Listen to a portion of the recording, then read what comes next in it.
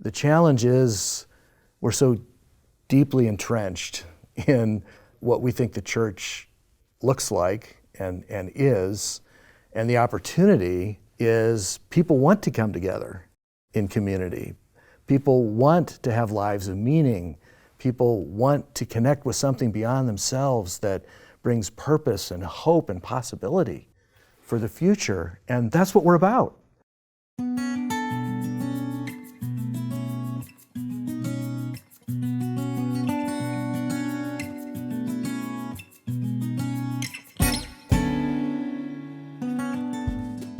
Sacred community, spiritual home, sense of call, experiencing human need. All those things happened for me in that small congregation, in my life of my family, and watching my parents as they served and embodied Christ's love and peace in the world.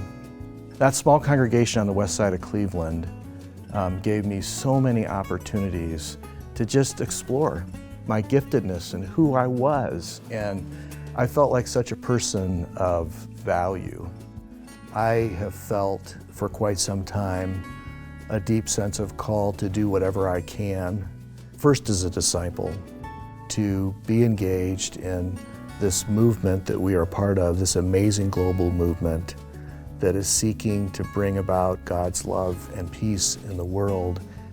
If I can offer ministry and leadership, whether it's helping to set up chairs, doing dishes at reunion and camp, or whatever it is I'm asked to do, I love being with our people and I love serving alongside of other people.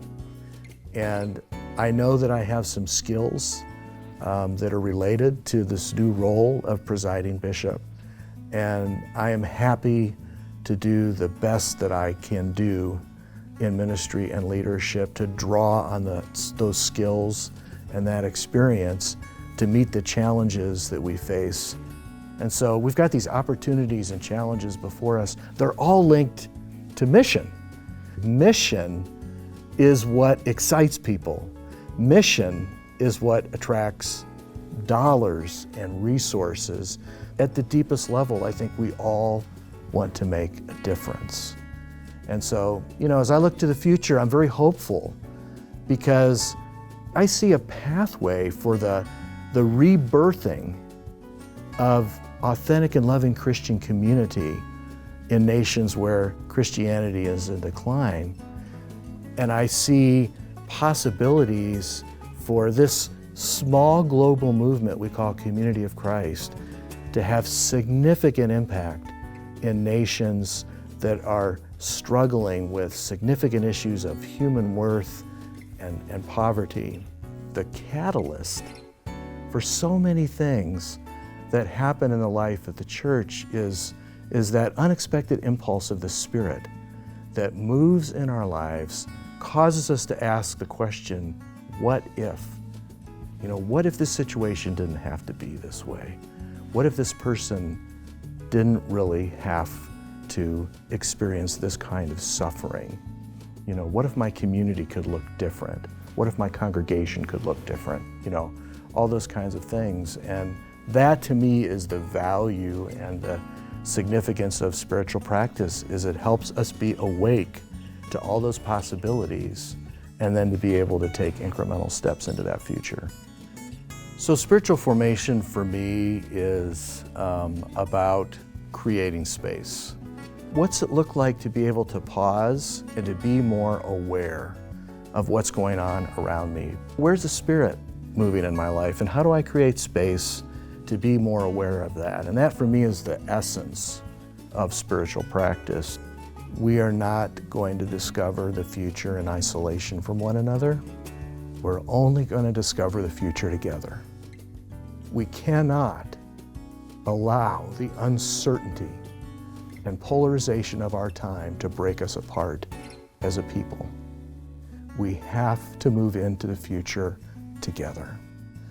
We have to rely on what has been our strength from the beginning of this movement, which is our belief that God is in our midst, that God is inspiring us, that God is inviting us, even beckoning us to a future of hope and possibility.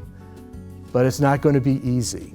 And as a prophetic people, sometimes we're called more to live with the questions.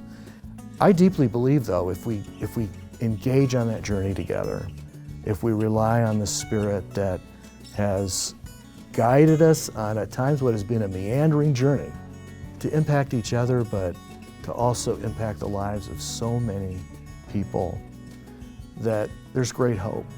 I have the privilege of sitting down with people and I hear these stories of all the things we are doing in the world. And there are times where I walk away from these conversations and I feel like I've just partaken in a sacrament. Because the power of the Spirit is so significant in those conversations and so affirming of how God's love and peace is being incarnated through our people and their love and their actions for one another and the world to which we are sent, that it is absolutely overwhelming. We need to stick together. We need to keep going on that journey together, and we need to trust that something amazing is being born in our midst.